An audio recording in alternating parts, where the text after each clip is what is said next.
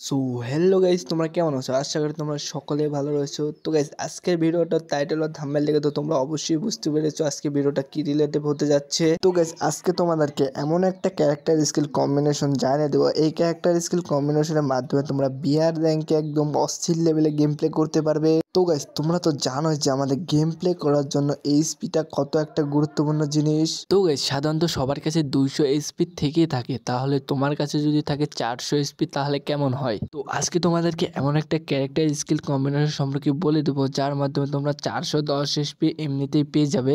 তো ভিডিওটা হতে যাচ্ছে অনেক ইন্টারেস্টিং, তো শেষ পর্যন্ত সাথে থাকার রিকোয়েস্ট রইল। তো বেশি কথা না বলে চলো ভিডিওটা শুরু করা যাক।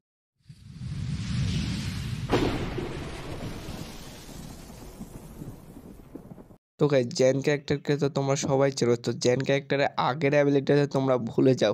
আপডেটের পরে জেন ক্যারেক্টারের যে অ্যাবিলিটিটা এসেছে, তো জানার পরে তোমরা সবাই জেন ক্যারেক্টারে আবারও ইউজ করতে লাগবে। জেন ক্যারেক্টারকে আপডেট করার পরে এখন মারাত্মক একটা ক্যারেক্টার কম্বিনেশন করা যাচ্ছে।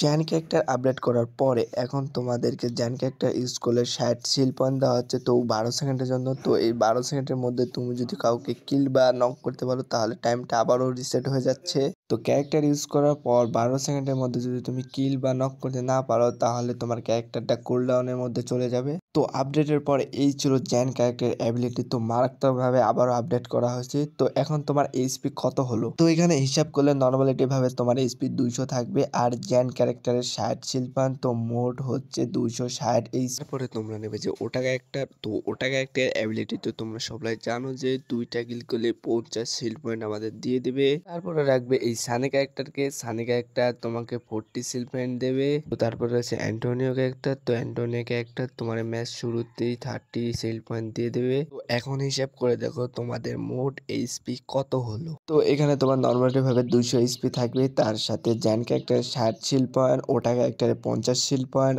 আর সানি ক্যারেক্টার 40 শিল পয়েন্ট, আর অ্যান্টোনিও ক্যারেক্টারে 30 শিল পয়েন্ট, মোট 380 শিল পয়েন্ট। তো এখানে তোমার 4টা ক্যারেক্টারে কম্বিনেশন করতে পারলে ধরো 380 শিল পয়েন্ট তোমরা পেয়ে যাবে। তো এখন অনেকেই বলতে পারে ভাই আপনি তো বলছিলাম 410 এইচপি হবে, তো এখন তো দেখতেছি যে 380-তে আটকে রয়েছে। তো তোমার যদি 410 এইচপি করতে চাও তাহলে কিন্তু তোমার ভেজ বুস্টারটা ব্যবহার করতে হবে, আর সেটা প্রত্যেকটা ম্যাচে পাওয়া যায় না, খুবই ভাগ্য করে একটা তুমি পেতে পারো। তো নর্মালি ভাবে তুমি 380 এইচপি দিয়ে খেলতে পারবে, আর যদি ভাগ্যক্রমে ভেজ বুস্টারটা পেয়ে যাও তাহলে তোমার 410 এইচপি অটোমেটিকলি হয়ে যাবে। তো এই ছিল ভিডিওটা যদি তোমার একটু কাজে লাগে বা একটু হেল্প হয় তাহলে তোমরা অবশ্যই ভিডিওটাকে লাইক করে চ্যানেলটাকে সাবস্ক্রাইব করে বেল আইকনটা বাজিয়ে দিয়ে যাবে। আবারও দেখা হচ্ছে পরের ভিডিওতে, ততক্ষণ পর্যন্ত ভালো থেকো, সুস্থ থেকো, গুড বাই।